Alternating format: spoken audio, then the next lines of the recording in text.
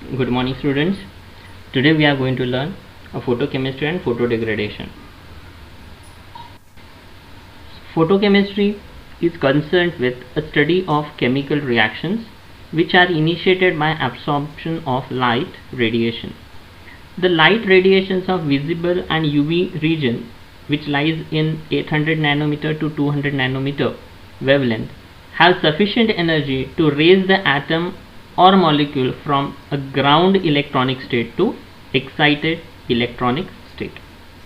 So here we are going to learn the chemistry involved in the reaction which takes place in presence of light, and specifically the reaction involved electronic excitation. This photochemistry has lot of applications. The synthesis of complex molecules like protein, nucleic acid, vitamin D, ozone. The chemical reactions of carbon dioxide, ammonia, methane. The formation of smog, skin cancer, manufacture of cubane, it is one of the antiviral agent. Caprolactam, which is one of the polymer. Further, preparations of photochromic material. Photochromic material means these are the material having a property to change its color when exposed to radiation of suitable wavelength.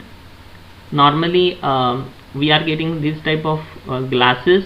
When it comes in sunlight, it changes its color. So this particular material is called photochromic material. The fluorescence and phosphorescence has applications in developing X-rays and television screens, fluorescent tube lights, optical brighteners in wide trace materials, luminescent dial for watches, microanalytical reagents used for tracing the course of river through caves.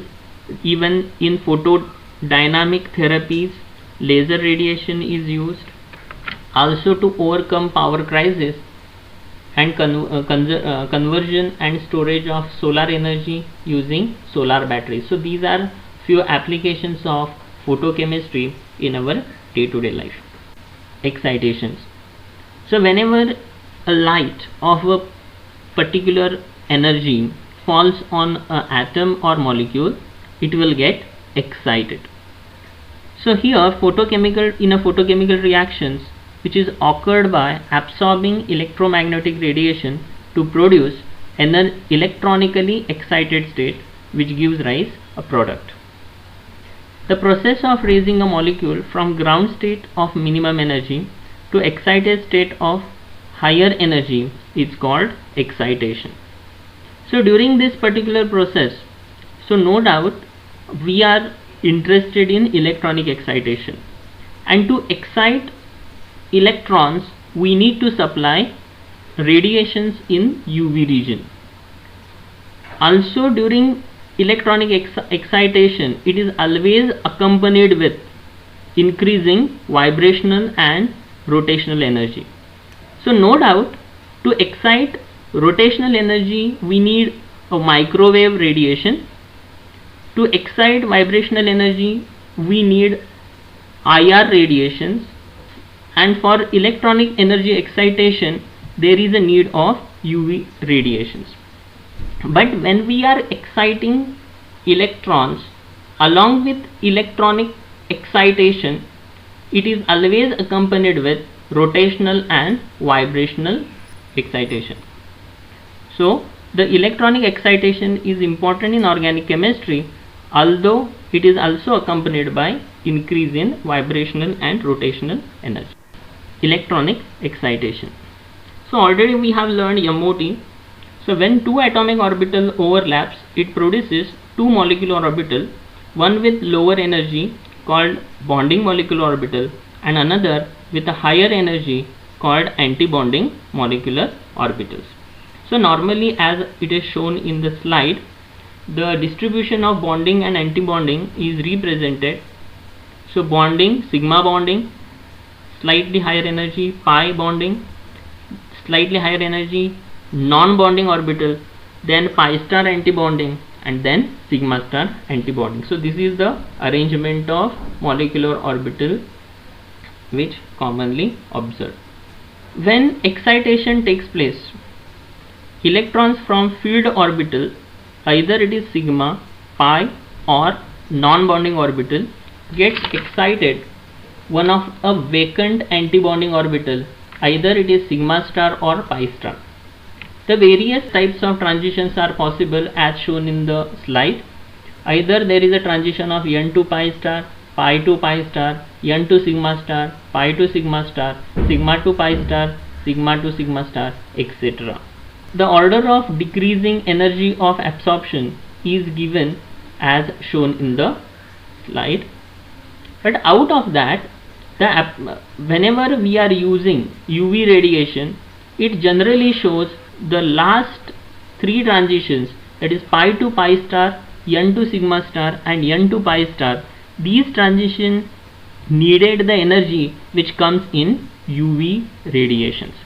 So the absorption at 200 to 800 nanometer, which causes photochemical reaction, is shown by these three transitions, excited states. So when two electrons are accommodated in the same orbital with opposite spin, that is paired one, then that molecule is said to be a singlet state. So once again I will repeat. So when two electrons accommodate in a same orbital with opposite spin, then that molecule is said to be a singlet state. But when two electrons are accommodated in two different orbitals with parallel spins and unpaired, then that molecule is said to be triplet state, denoted by T. The organic molecule generally contains even number of electrons which are usually paired. So in ground state always we will get singlet. So as you can observe in this particular slide, the ground state, two electrons are there in a ground state, paired one.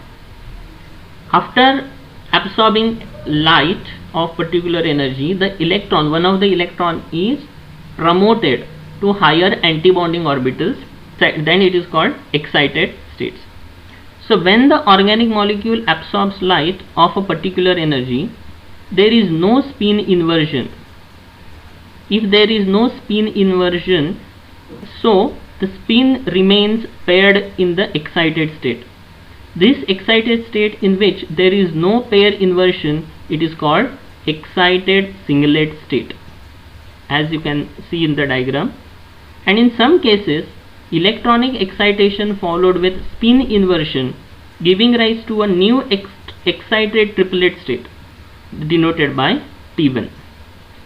Direct excitation of ground state S0 to triplet T1 is not possible. For an ethylene molecule which absorbs light and promotes electron to form pi orbital to pi star orbital, it is shown in this particular slide. Now which transitions are allowed and which are not? So let us see here. Based on quantum mechanical theory, excitation process involved a conservation of spin. Conservation of spin means singlet transition, triplet transition are allowed.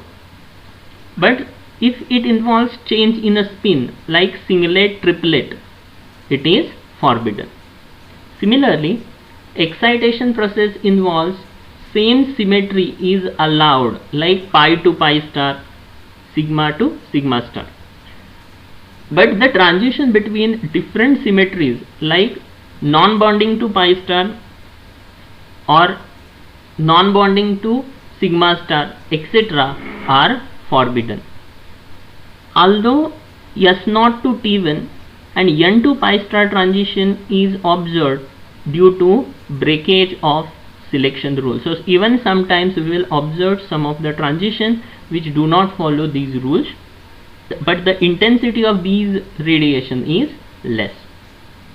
So in organic molecule, mostly N to pi star and pi to pi transitions are possible, and it requires lower energy, that is a UV radiation. For example, a saturated aldehyde will absorb around 285 nanometer radiation, and that of saturated ketone will absorb around 180 nanometer wavelength respectively. The absorption of 285 nanometer is due to excitation of electron from N to pi star, and the absorption at 180 nanometer is due to promotion of electron from pi to pi star orbital. So during this excitation process, whatever chemical transition occurred or whatever processes are taking place, we are going to learn by one diagram called Jablonski diagram. It is very important. So a photochemical process which includes the light induced generation of excited state, transition between excited state and relaxation that returns the system to its initial ground state, which is explained by Jablonski diagram. So that means Jablonski diagram will explain if all the possible processes which takes place when a molecule will get excited, and after excitation when it comes to a ground state. So during a complete transition, that is from ground state to excited state and further excited state to ground state, what all are the processes occurred is explained by this one diagram. Jablonski diagram consists of following processes. The first one is excitation. So excitation, as you can see in this diagram, first the lower energy state is a ground state denoted by S0. The higher states are excited state. S1, S2, S3 are excited singlet states, and T1, T2, T3 are excited triplet states. And as you can observe in the diagram, the energy of triplets excited states and singlet excited state are differing, and energy of triplet state is slightly lower compared to excited singlet state. So triplet states are having lower energy compared to singlet state. So the first process is excitation. Due to electronic excitation, takes a molecule from a singlet electronic ground state S0 to its first excited singlet electronic state S1 and makes the molecule activated. The activated molecule then returns to a ground state by losing energy through following process, by which this excited molecule will lose its energy. The first category is a non-radiative process. Non-radiative process or non-radiative transition means during this transition no light is emitted.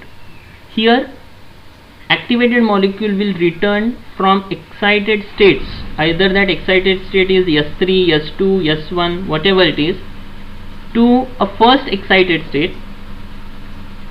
So during this case, during this non-radiative process, normally a molecule from S2, S3 will return to a first excited state S1, or T2, T3 will return to a first excited state T1. During this transition, energy lost is in the form of heat, that is no radiation is emitted, and so this is called radiationless transition, and commonly this process is called internal conversion, shortly denoted by IC. So internal conversion or IC means it involves a transition of excited states molecule from S2, S3 to S1, or excited state T2, T3 to T1. This is radiationless transition, no radiation is emitted, and it occurs within 10⁻⁻11 seconds. Similarly, the molecule also can lose energy by transition between states of different spins, like singlet to triplet.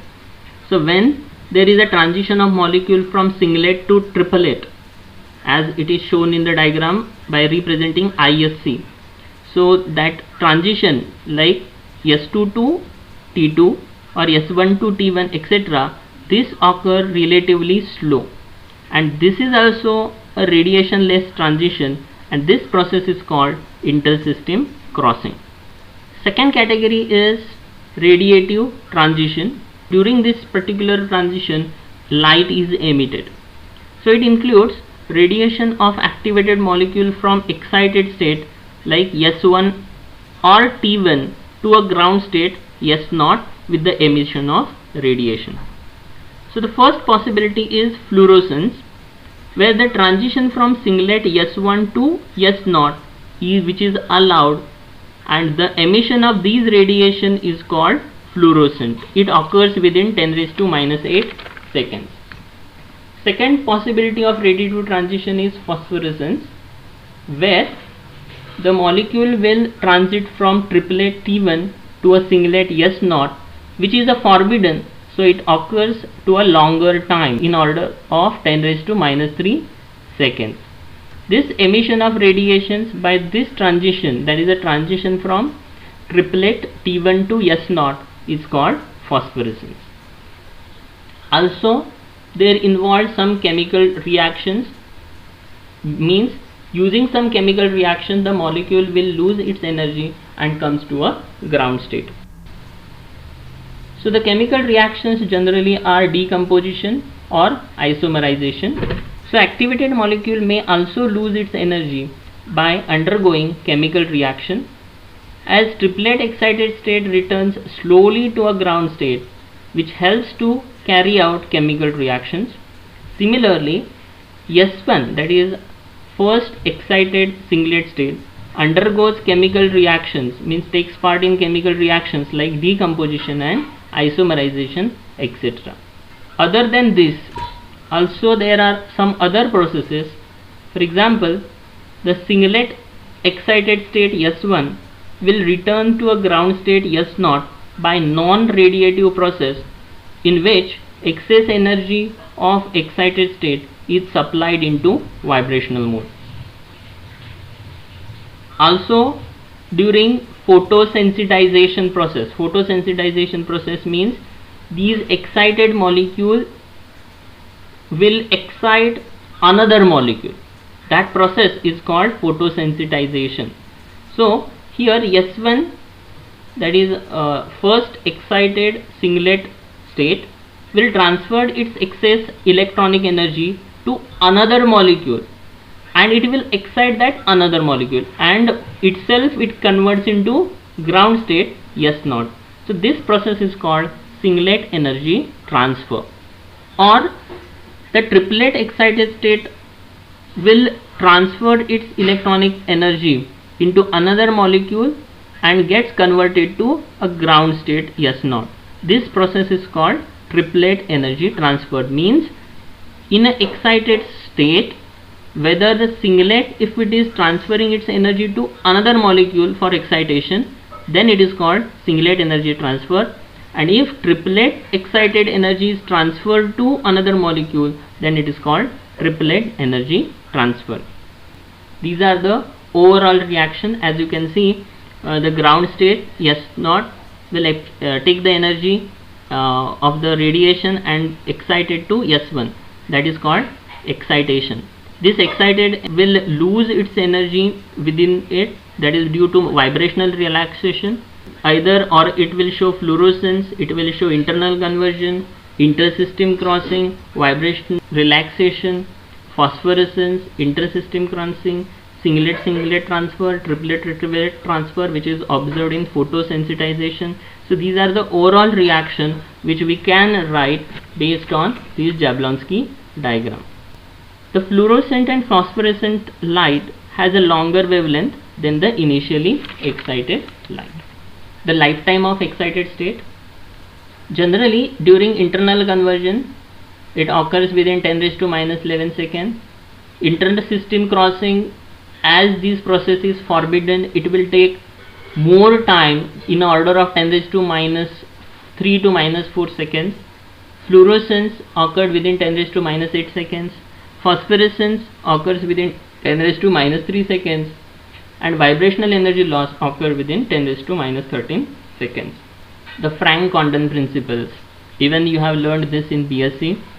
An electronic transition is made up of vibrational bands, and each band is in turn made up of rotational transition. The electronic band spectra of molecule is generally a complex due to the fact that the transition between two electronic states is almost invariable, accompanied by simultaneous transition between the vibrational and rotational energy level as well as the electronic state. So thus electronic transition possesses vibrational and rotational fine structures. And we know that energy difference of electronic state is greater than energy difference of vibrational state than that of rotational state. According to Frank-Condon principle, an electronic transition takes place so rapidly that the vibrating molecule does not change its internuclear distance appreciably during the transition. That is, you can see in this diagram, the meaning of this Frank-Condon principle is electron moves so much faster than the nuclei that during this electronic transition nuclei does not change their position. Thus electronic transition is represented by vertical line on the plot of potential energy versus internuclear distance as shown in this first graph. In the first graph, as we have plotted the graph of potential energy versus internuclear distance, where electronic transition we can show a vertical line because during this electronic transition the nuclei doesn't change its location. The Frank-Condon principle for the electronic transition of diatomic molecule is shown in this diagram.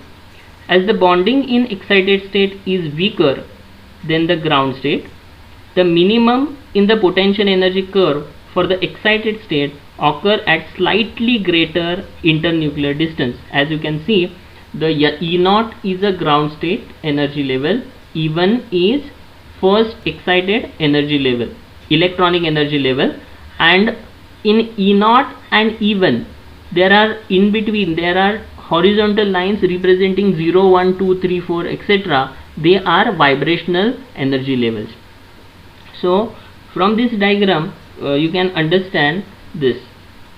From this diagram once again I will tell you, as the bonding in excited state is weaker than the ground state, that is the reason why even the lower peak of E1 is slightly moved towards X direction, slightly that lower peak is moved slightly towards its right hand side.